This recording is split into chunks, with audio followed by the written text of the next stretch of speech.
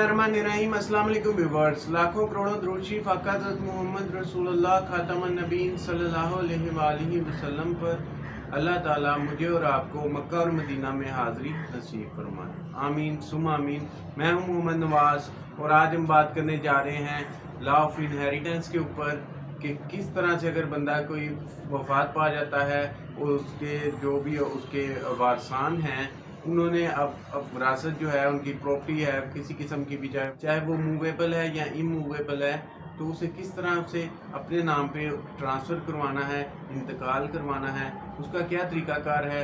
आजकल कंप्यूटराइज ज़रई अराजी सेंटर बन गए हुए हैं, वहाँ पे ना सिर्फ ज़रई ज़मीन का बल्कि रहायशी और कमर्शियल जो प्रॉपर्टीज़ हैं उनका भी रिकॉर्ड जो है वो कंप्यूटराइज हो चुका है और अराजी सेंटरों के अंदर ADLR के पास मौजूद है और वहाँ से जो है वो विरासत कराने का क्या तरीकाकार है और किस तरह से इसके अंदर पटवारी भी जो हैं वो इन्वॉल्व हैं, उनका क्या किरदार है और तहसीलदार का क्या किरदार है और किस तरह से ये जो विरासत है उसे कंप्यूटराइज तरीके से वारसान के नाम करवाया जा सकता है या वारसान अपने नाम किस तरह से करवा सकते हैं।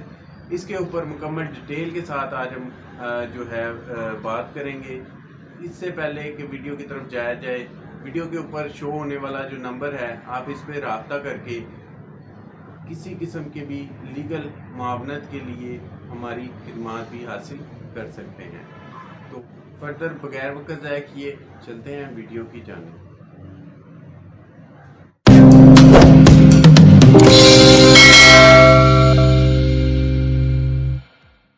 व्यूअर्स, जैसा कि आपको पता चल ही गया है आज के टॉपिक का, तो आज के टॉपिक के मुताबिक जो लॉ है वो कौन सा लॉ है जो कि रिलेट करता है आपकी इनहेरिटेंस को, आपकी जो विरासत है वो किस कानून के तहत आपके जो नाम है वो ट्रांसफ़र होती है।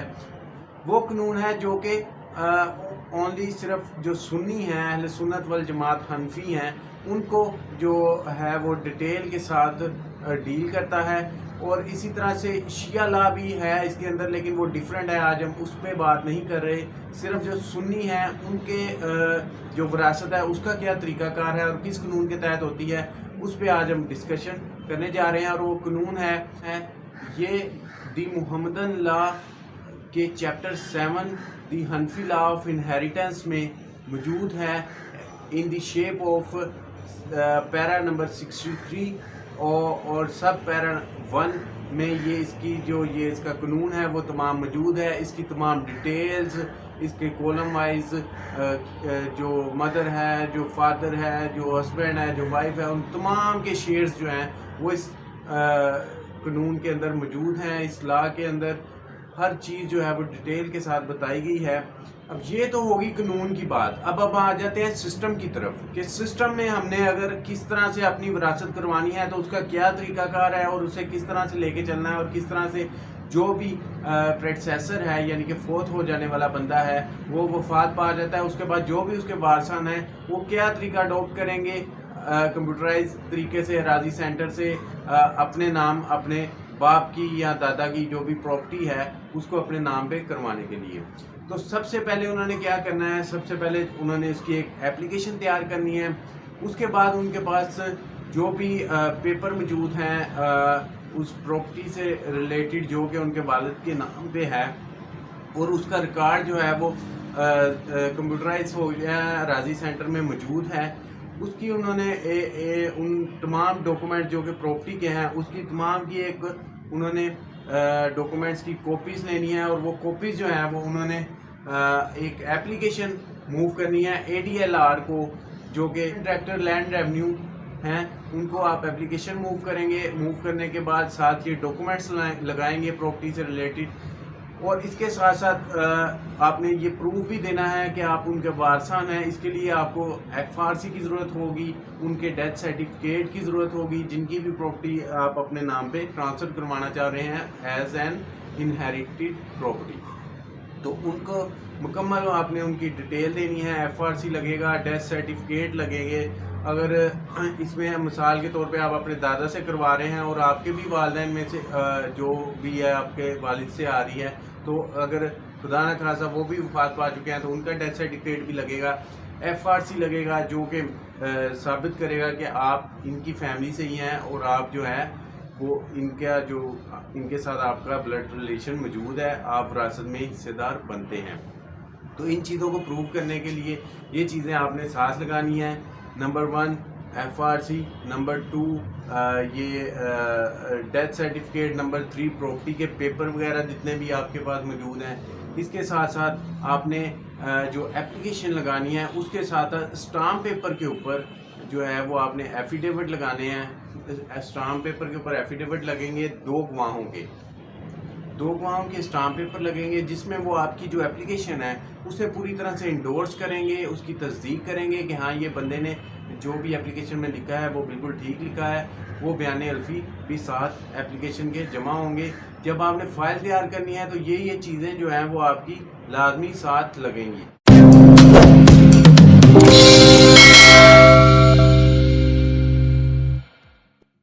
अब आप ये समझ लें कि ये स्टेप नंबर 1 आपका कंप्लीट हो गया। जब 2 गवाह लग गए हैं उसमें एप्लीकेशन के साथ, तो ये हो गया स्टेप नंबर 1। अब स्टेप नंबर 2 है। स्टेप नंबर 1 जो है वो आपको कम्प्लीटली मैं दोबारा से फर्दर एक दफ़ा रिपीट कर देता हूँ। एप्लीकेशन देनी है, एप्लीकेशन के साथ साथ आपके 2 गवाह आपने ऐड करने हैं जो आपकी एप्लीकेशन को इंडोर्स करेंगे। उसके साथ प्रॉपर्टी के कागज़, FRC, डेथ सर्टिफिकेट, ये चीज़ें आपने अपनी एप्लीकेशन के साथ लगानी है और एप्लीकेशन जो है वो ADLR के नाम पे आपने लिखनी है।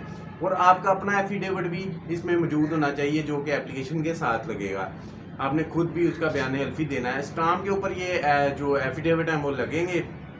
स्टाम्प का रेट जो है वो कभी गवर्नमेंट बढ़ा देती है, कभी कम भी कर देती है। तो आपका स्टेप 1 जो है वो कंप्लीट हो गया। फिर स्टेप 2 की तरफ जाना है। आपने वही फाइल जो आपके पास कम्प्लीटली पड़ी हुई है स्टेप 1 की सूरत में जो आपने तैयार की थी एप्लीकेशन, वो फाइल आपने सबमिट करवानी है जाके ADLR के ऑफिस में, यानी कि ज़राई अराज़ी सेंटर में। वहाँ पे वो आपको टोकन नंबर देंगे। टोकन नंबर के साथ फर्दर वो आपको आपका जिस भी काउंटर पे टोकन नंबर आता है, जिस तरह से आप नादरा में ID कार्ड वगैरह बनवाने जाते हैं, तो उसी काउंटर पे आपने जाना है। जाके अपनी फ़ाइल जो है वो सबमिट करवा देनी है और सबमिट करवा के वापस नहीं आ जाना, आपने वहीं रहना है। आपने वहाँ जब तक आपको उसकी जो रिसीप्ट है वो नहीं मिल जाती।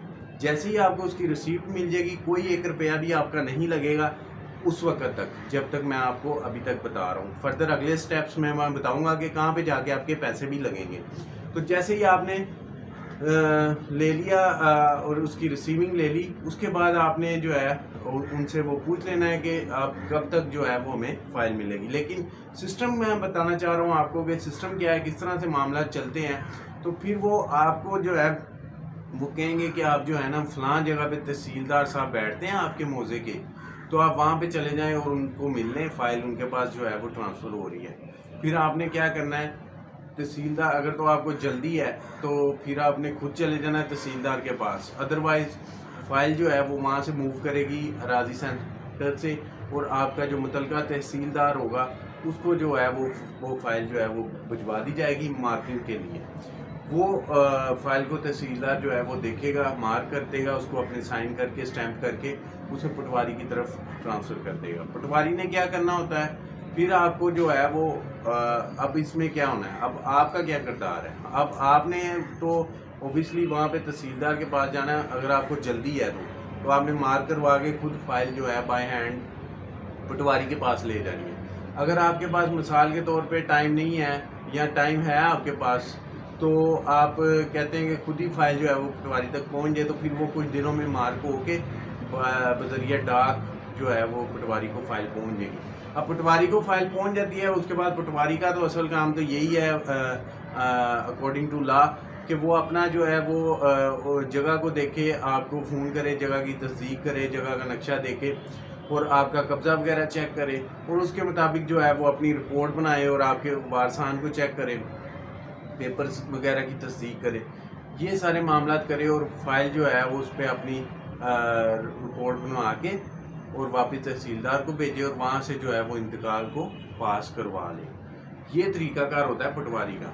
लेकिन चूँकि हमारे मुल्क का सिस्टम ही कुछ इस तरह का है, पटवारी ये सारा काम ही करेगा अकॉर्डिंग टू लॉ, उसे यही करना भी चाहिए, जो काम जिस तरह से है वो वैसे ही करना चाहिए। लेकिन वो रियल काम करने के जो मिसाल के तौर पे हलाल का काम करने की भी वो जो है वो पैसे लेता है, रिश्वत लेते हैं पटवारी।